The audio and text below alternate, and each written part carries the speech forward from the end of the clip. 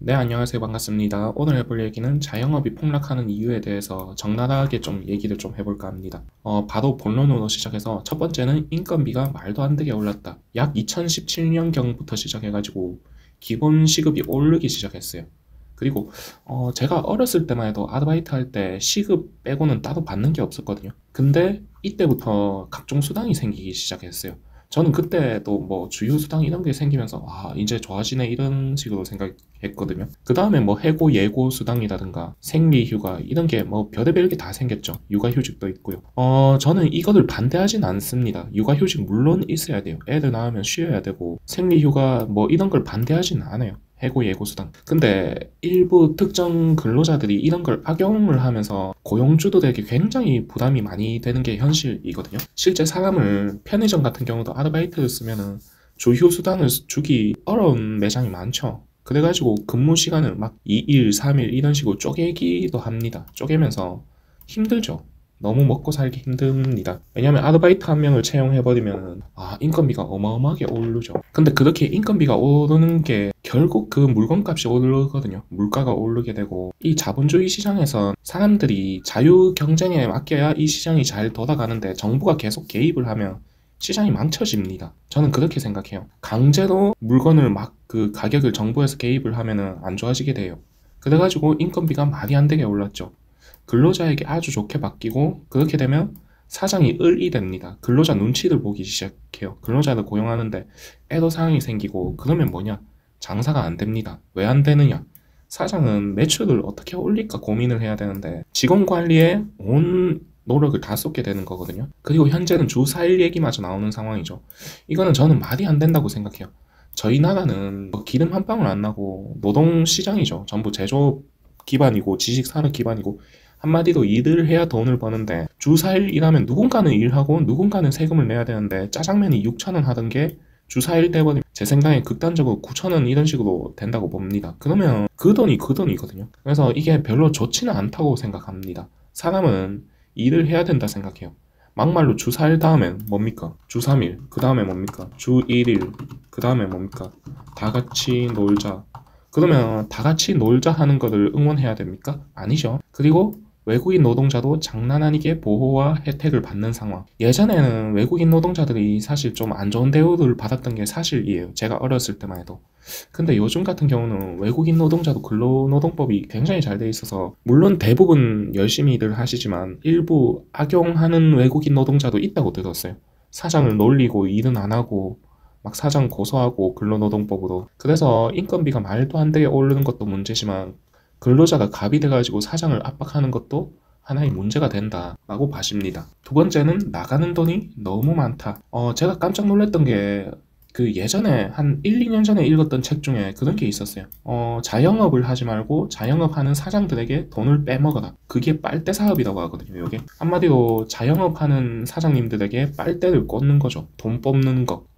실제 그 자영업 하시는 분들은 알 거예요. 배달의 민족, 쿠팡, 앱 수수료 이런 것도 굉장히 많이 나가죠. 많이 나가는데 이상한 금액들이 많아요. 뭐 정수기, 세스코, 포스비, 세무비, 마케팅비, 카드 수수료 3%에서 4% 등등 온갖 잡비가 많죠. 우리 생각하는 것 이상으로 많아요. 근데 뭐 정수기 있어야 되죠. 포스기 있어야 되죠. 세무비 있어야 되거든요. 세무서 써야 되거든요. 그리고 마케팅 안 할 수가 없어요. 세스코 당연히 있어야 돼요. 그리고 요거 세스코 같은 경우 있으면은 고객들이 좋게 보기도 합니다. 다만 이거 말고라도 너무 돈이 나가는 게 많다는 거죠. 자영업 시장에는요. 그리고 재료값이 폭등. 재료값 폭등하는 것도 있지만 재료값이 들쑥날쑥하는 것도 있습니다. 이게 자영업 시장을 좀 어렵게 만든다고 보거든요. 저는 예를 들어서 파 한 단에 파가 어쩔 때는 500원 하고 한 단에 어쩔 때는 2,000원 한다. 이러면은 그 수익이 일정치가 않죠. 이런 것 때문에 또 어려운 게 있고 마지막으로 해볼 얘기는 세 번째는 엄청난 인구의 감소. 요것도 저는 중요하다고 생각해요. 요게 별을 한 3개 주겠습니다. 인구 감소가 왜 그 문제가 되느냐. 인구 감소하면은 1인 가구가 급증을 합니다. 왜냐? 결혼을 안 하고 아이를 안 낳으니까 혼자 사는 거죠. 근데 이게 뭐냐? 옛날 같을 때는 제가 어렸을 때만 해도 배달을 시켜 먹으면 3, 4인 가족이 다 먹게 시키는 경우가 많았어요. 뭔가 특별한 날 배달을 시키거나 가족끼리 다 같이 먹을 때 배달을 시킬 때가 많았어요. 근데 요즘에는 어떻습니까, 배달? 배달시키긴 하지만 소액인 경우가 많죠. 거기에 진상까지. 그 돈도 얼마 안 되는데 진상까지 있습니다. 배달 거지라고 하죠. 음식을 시켜놓고 몰래 숨겨두고 안 받았다고 하거나 또는 환불을 해달라고 하거나 그리고 리뷰 이벤트에 쿠폰까지 정말 남는 게 없는 상황이죠. 그래가지고 인구 감소로서 문제가 되는 거는 배달을 시키긴 하지만 금액이 적다. 거기에 이것저것 요구하는 진상들도 많고 저는 음식을 시켜 먹으면 가능하면 군맛 없이 시키려고 하는 편이거든요. 아무것도 요구를 안 하고 요구도 안 하고 문제 있어도 그냥 넘어가려고 합니다. 왜냐하면 자영업 시장이 그만큼 엄청나게 어려운 걸 알기 때문이죠. 뭐 좀 저만의 배려법입니다. 배려법이고 네 번째 정치적 요소. 현재 영상에서는 다 얘기할 수 없지만 한국 자영업을 죽이는 시장이 형성되어 있는 부분이 있어요. 제가 이 분야에 대해서 분석을 해보고 알았거든요. 분석을 해보고 알았는데 이것저것 공부를 해보셔요. 여러분들이 세무 공부도 해보고 뭐 요식업 시장에 대해서 부동산부터 각종 부분을 공부해보면 요게 아이러니하게 오늘은 뭐 정치적 이야기 할 건 아닙니다. 정치적 이야기는 할 건 아니고 돈에 관해서 이야기할 건데 대한민국이라는 나라에서 아이러니하게도 한국인에게 가장 불리하게 형성되어 있는 게 자영업 시장이다. 이렇게 정리를 하면 될 것 같습니다. 어떻게 보면 한국인한테 혜택을 줘야 되는데 한국인이 가장 불리하게 돼 있어요. 특히 남성분들, 여자들 같은 경우는 그런 게 있거든요. 여성분들은 여성기업 이런 혜택들이 있어요. 여성기업 혜택. 요거는 제가 실제로 보기도 했거든요. 오너가 남자예요. 부부끼리 하는 거였는데 사장이 남자였는데 요 혜택 때문에 사장을 자기 와이프로 해놓은 경우도 있더라고요. 꽤 봤어요. 그래가지고 현재 아이러니하게 한국인에게 가장 불리하게 가장 높은 세금과 가장 높은 건강보험료와 가장 안 좋은 그 임대료와 권리금과 그런 모든 것들이 형성되어 있다. 저는 이 나라 자체가 지금 한국 자영업자들을 죽이려고 이렇게 돼 있다고 생각해요. 이 부분에 대해서도 제가 나중에 한번 썰을 풀어보겠습니다. 그리고 오늘의 핵심, 프랜차이즈 시장이 바퀴벌레처럼 나오고 있는 이유. 상식적으로 생각해보면 프랜차이즈가 안 나와야 정상 아닙니까? 전부 다 임대 붙어 있고 자영업 시장이 몰락하고 있는데 프랜차이즈 시장은 왜 바퀴벌레처럼 어마무시하게 나올까요? 돈이 되니까. 이게 핵심입니다. 돈이 되니까. 오늘 이 이야기를 하려고 좀 영상을 이렇게 켰는데 백종원 씨가 요즘 엄청나게 문제가 되죠. 저도 저번 영상에 백종원 씨가 잘못을 하긴 했지만 사업가로서 뭐 그럴 수 있다 이런 얘기를 했는데 그 말 취소하겠습니다. 백종원 씨는 생각 이상으로 큰 잘못함. 저도 이 정도일 줄은 몰랐어요. 유튜브를 보면서 와 이런 것도 있었어? 이런 게 있습니다. 연돈 볼카츠만 봐도 백종원 본인 믿는 가맹점주들 등만 쳐먹고 나몰라라 하는 상황 아닙니까? 저는 이게 굉장히 악질적이라고 생각해요. 자기를 믿는 사람들 아닙니까? 본인을 믿고 돈을 맡기고 가맹점을 내는 사람들 적게는 1억에서 2억 정도 되려나요? 요 돈이 장난이 아닌 돈이지. 그거를 해놓고 그 80 몇 군데 중에서 지금 60 몇 군데가 문을 닫았다고 합니다. 그러면 거기에 대한 책임을 져야 되죠. 대표로서. 어떻게든 보상을 좀 더 해주던가. 이 정도면 폐업률이 굉장히 높다고 보거든요. 그러면 가맹점주로서 실패한 거를 책임을 져야 된다고 생각합니다. 도의적인 책임이라도. 예를 들어서 손실 금액의 절반이라도 우리가 메꾸겠다 이런 식으로 하고 연돈 볼카츠는 이제 정지하고 그리고 이 사람이 얼마나 지능이 떨어지는지 뭐 이상한 사람인 걸 알 수 있냐면 연돈 볼카츠가 제가 봤거든요. 이거 그냥 간식거리 아닙니까? 요거를 4,000원, 5,000원에 판다? 저는 살짝 이해가 안 됩니다. 한 입짜리 그냥 고기 고로케 아닙니까? 자, 어쨌든 얘기하다가 좀 샜는데 바퀴벌레처럼 나오고 있는 이유가 있습니다. 있는데 이게 어떻게 된 거냐면 프랜차이즈 그러니까 이게 뭐 어디서 어떻게 설명해야 될지 모르겠습니다. 현재 프랜차이즈 폭풍이 불고 있다 이렇게 말씀을 드리겠습니다. 프랜차이즈가 왜 폭풍이 불고 있냐?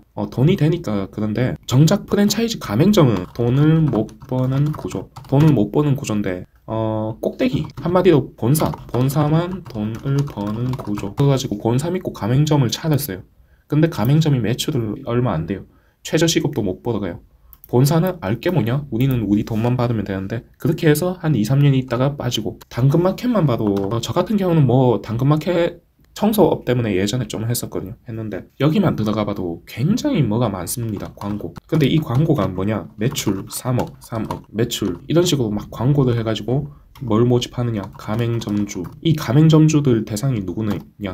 은퇴한 자들, 직장인들. 자, 이분들은 먹잇감이 될 수밖에 없습니다. 먹히겠죠. 그 다 맡깁니다. 몇 억을 들어서. 그렇다고 이 본사를 이길 수 있느냐? 수익이 안 나와서. 애초에 싸움이 안 됩니다. 이 본사는 엄청난 돈으로 변호사를 선임하고 찍어 누르거든요. 그래가지고 저는 굉장히 악질적인 사업이라고 봅니다. 프랜차이즈가. 제 영상에도 이게 누차적으로 한 번씩 이야기하는데 프랜차이즈 사업이 악질적이라고 생각하는 이유. 첫 번째, 절대적으로 못 올 수가 없다. 뭐를?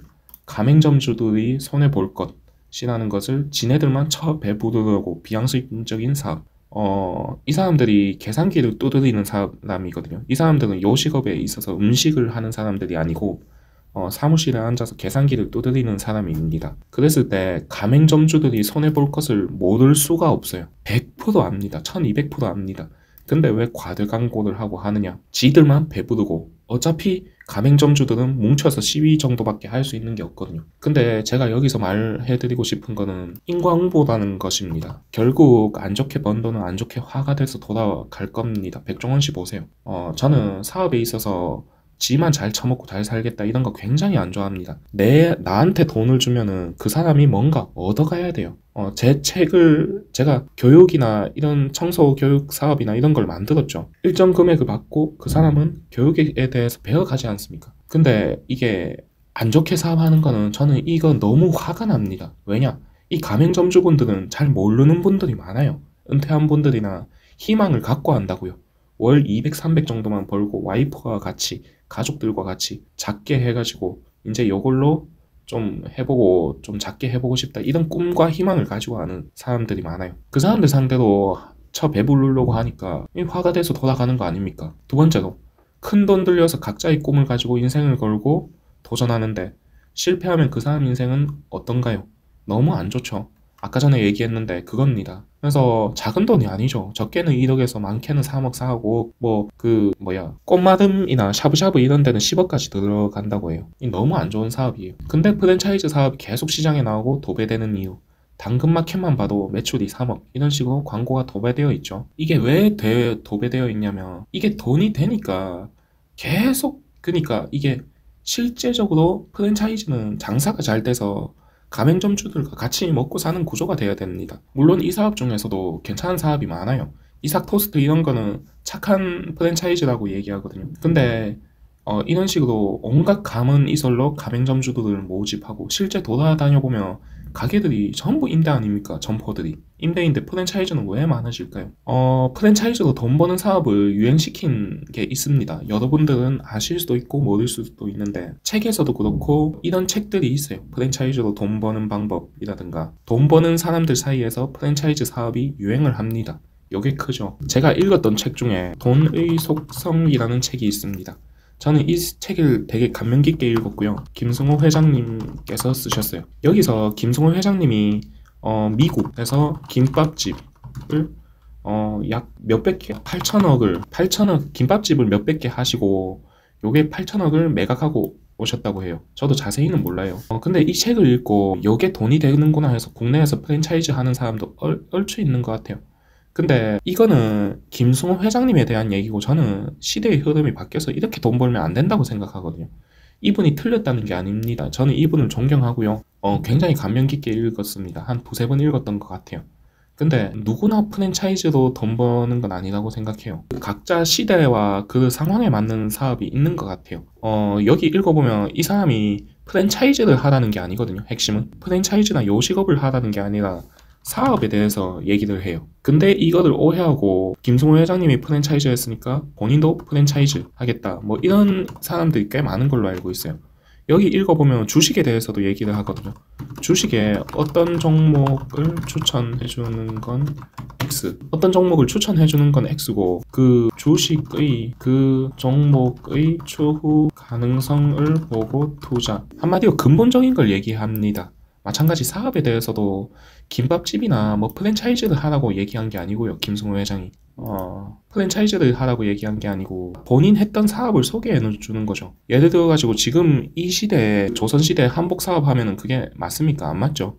그거랑 비슷하다고 생각해요. 조선시대 한복으로 수익을 엄청 냈던 상인이 지금 한복 장사를 하면 돈이 될까요? 저는 안 된다고 보거든요. 프랜차이즈도 마찬가지인 것 같습니다. 그래가지고 결론적으로 프랜차이즈는 하지 말자. 할 거면은 조심해서 하자.